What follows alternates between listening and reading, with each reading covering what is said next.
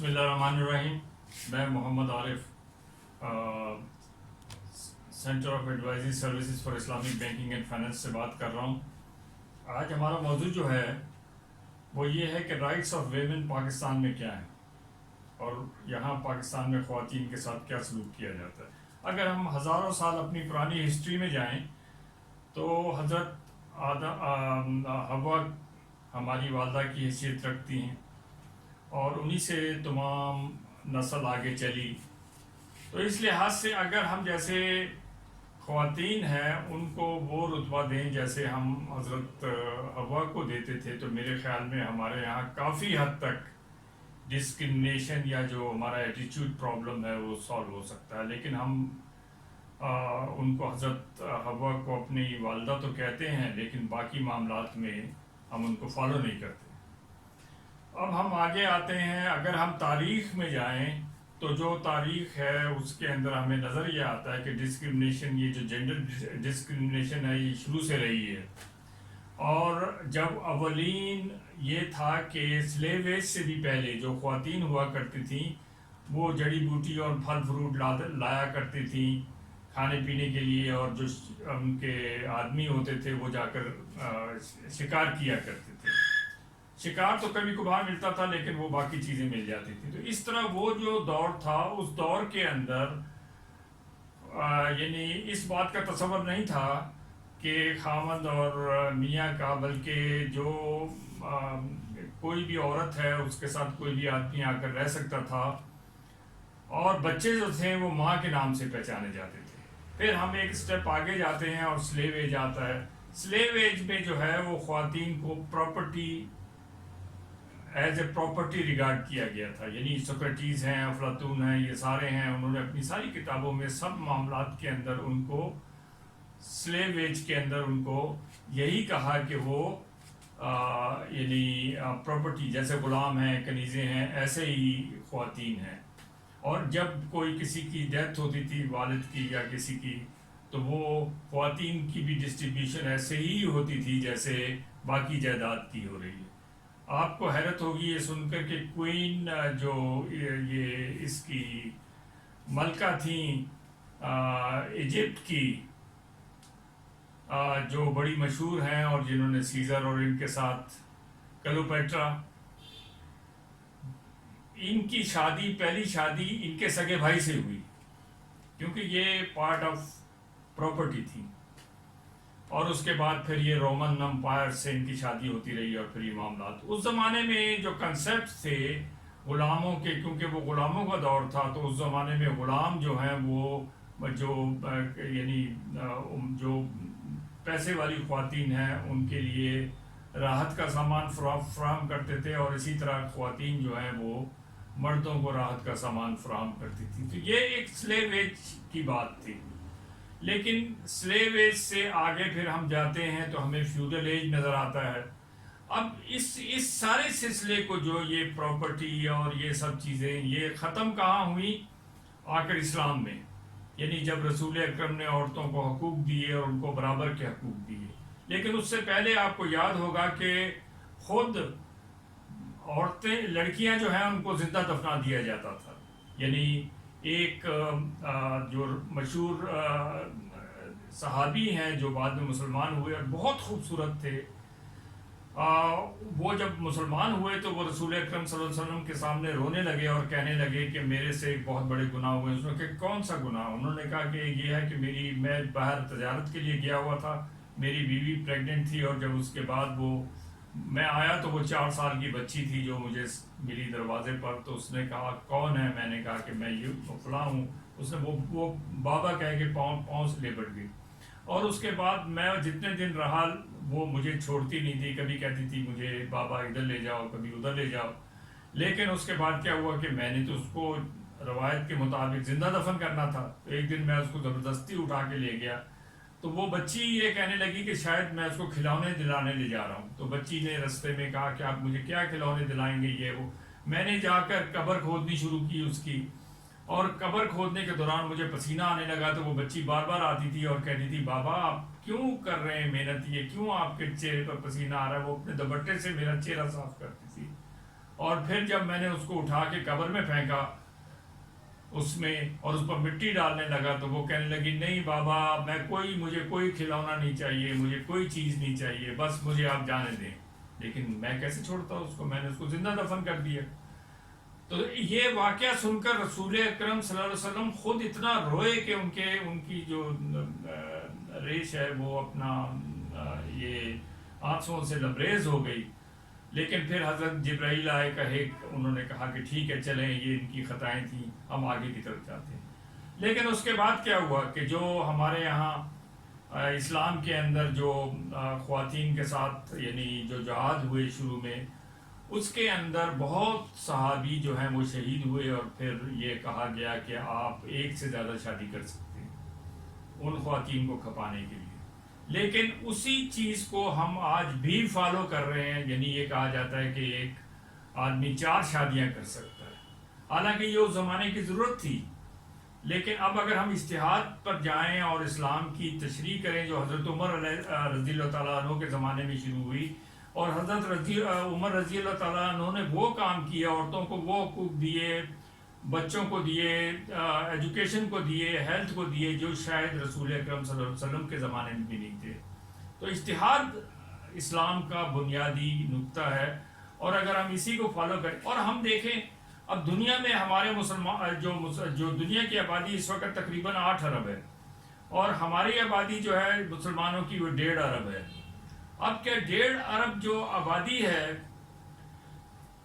اس میں صرف یہ کنسیپٹ ہے جس کو ہم اپنا مذہبی ایک نقطہ نظر سے کہتے ہیں، قرآن میں بھی ہے کہ آپ ان سے انصاف کریں اگر آپ ایک سے زیادہ بیوی رکھ سکتے ہیں، لیکن وہ ایک ضرورت تھی، ایک وقت کی ضرورت تھی۔ یعنی کسی مذہب میں کوئی آدمی ایک سے زیادہ شادی نہیں کر سکتا، ایک سے زیادہ بیوی نہیں رکھ سکتا، کیونکہ کوئی عورت بھی یہ برداشت نہیں کرتی کہ اس کے ساتھ کوئی دوسرا پارٹیسپیٹ کرے۔ تو یہ ایک ہسٹوریکل جو تھا وہ تھا۔ اب جہاں تک پاکستان کی بات ہے، اب پاکستان میں جب ہم آتے ہیں تو عورتوں کو رائٹ آف ووٹ جو ہے 1956 میں ملا، اور اس سے پہلے ہمیں جو نظر آتا ہے یعنی فاطمہ جناح تھیں لیڈرز، رانا لیاقت علی خان تھیں، اور ہمارے جو اور خواتین تھیں جنہوں نے یعنی پاکستان کے لیے بہت اسٹرگل کی۔ لیکن ہوا کیا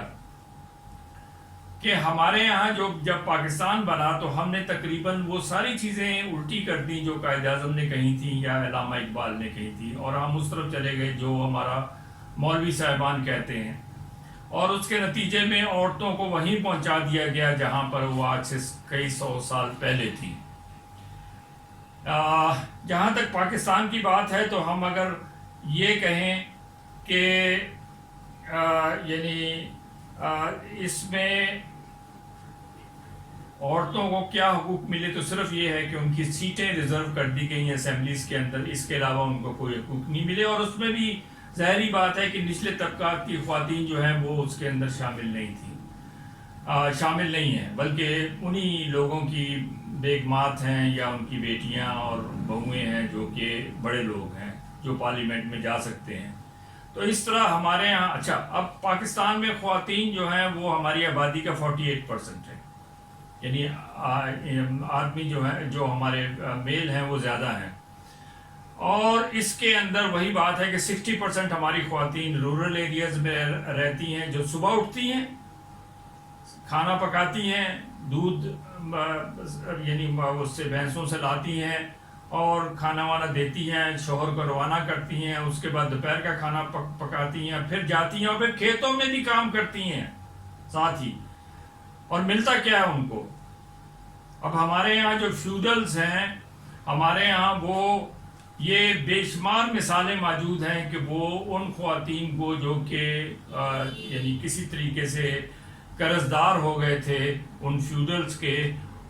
ان کی خواتین کو یعنی اپنے یہاں رکھ لیتے ہیں،